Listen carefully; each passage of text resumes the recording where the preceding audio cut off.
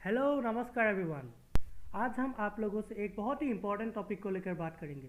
Thumbnail देख के आपको पता चल भी गया होगा कि हम किस टॉपिक के ऊपर बात करने जा रहे हैं। जी हाँ, हम कुछ ही दिन पहले हुए उसी रेड फोर्ट वायलेंस के ऊपर बात करेंगे। आज डिस्कस करेंगे कुछ ऐसे रियल फैक्ट जो आप लोगों के लिए जानना बहुत ही ज़रूरी है।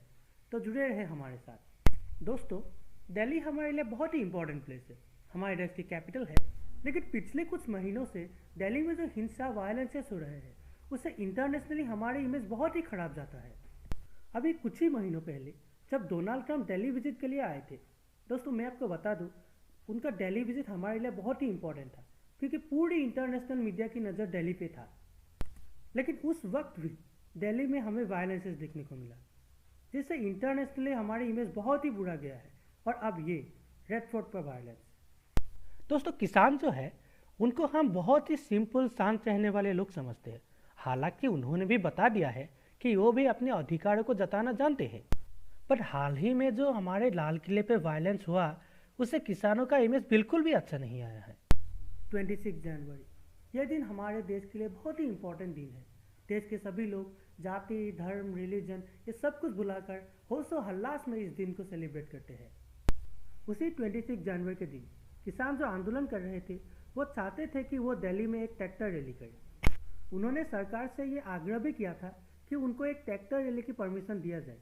पहले तो इस बात को लेकर बहुत सी विवादें हुई, लेकिन बाद में उन्हें परमिशन दिया गया और उनके लिए 3 रूट तय किया गया कि किस किस रूट पर वो रैली कर सकते हैं। और एक दिन पहले उन रूट को न्यूज़पेपर पर भी पब्लिश कर दिया गया था।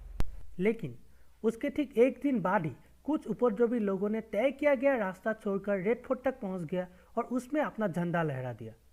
लेकिन दोस्तों, उसमें हमें कुछ बातें समझना बहुत ही ज़रूरी है। जो झंडा उन्होंने उस दिन वहाँ पे लहराया था वो हमारी इंडियन ट्राई कलर को हटाकर नहीं लगाया गया था, बल्कि वो उन्होंने एक खाली पोल पे लगाया था। इसमें हमारी इंडियन मीडिया इस चीज़ को बहुत ही गलत तरीके से दिखा रहा है। वो सिर्फ एक ही साइड को दिखा रहा है।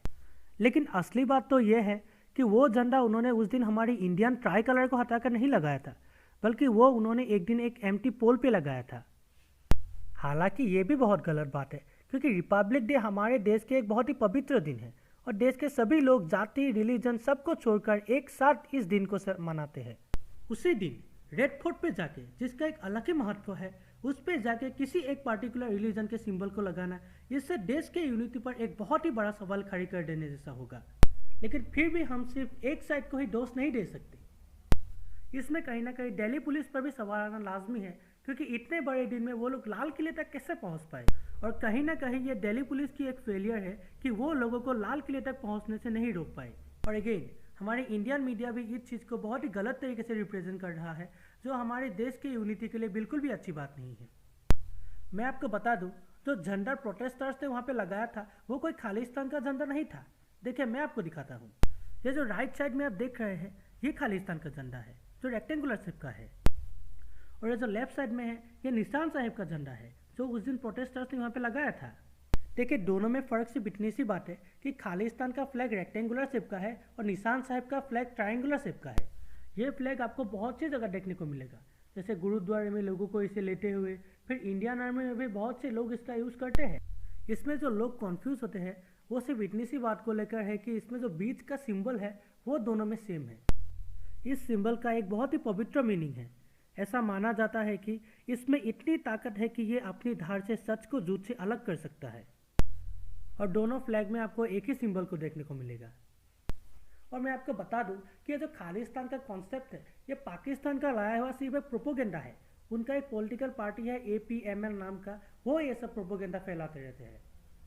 उनका मोटिव है कि वो इंडिया के साथ भी कुछ ऐसा ही करे जैसा इंडिया ने 1971 में ईस्ट पाकिस्तान में किया था, जो अब बांग्लादेश बन गया है। सो इसीलिए हम लोगों को यूनिटी रखना बहुत ही ज़रूरी है। हमारी इंडियन मीडिया भी इस चीज़ को अपने फ़ायदे के लिए बहुत ही बुरी ढंग से रिप्रेजेंट कर रहा है, जो हमारी यूनिटी के लिए बिल्कुल भी अच्छी बात नहीं है, जो हमारी यूनिटी पर सवाल खड़े कर सकता है। मैं ये नहीं कह रहा हूँ कि उस दिन कुछ भी गलत नहीं हुआ। उस दिन ऑब्वियसली गलत हुआ क्योंकि किसी भी चीज़ का हल वायलेंस से कभी सॉल्व नहीं किया जा सकता। लेकिन जो हुआ उसे सही तरीके से भी रिप्रेजेंट करना चाहिए। गलत को सज़ा मिलेगा। अभी के लिए पंजाब का एक एक्टर है दीप सिद्धू, उन्होंने रेस्पॉन्सिबिलिटी लिया है कि वो पोल पे चढ़ा था। अब देखते हैं आगे इन्वेस्टिगेशन क्या रिजल्ट आता है। अंत में बस इतना ही कहूँगा, हम सब एक है, सब मिलकर इंडिया बनाते हैं। तो किसी भी रिलीजन के खिलाफ हेट फैलाना या इंडिया के यूनिटी पर बहुत बड़ा असर कर सकता है। तो सबके मिलकर रहने से ही फ़ायदा है। जय हिंद। और ऐसे ही लेटेस्ट न्यूज़ हम आपके सामने लेके आएंगे रियल फैक्ट के साथ। हमारे साथ जुड़ने के लिए चैनल को सब्सक्राइब कर दीजिए और वीडियो अच्छा लगा हो तो लाइक और शेयर कर दीजिएगा दोस्तों।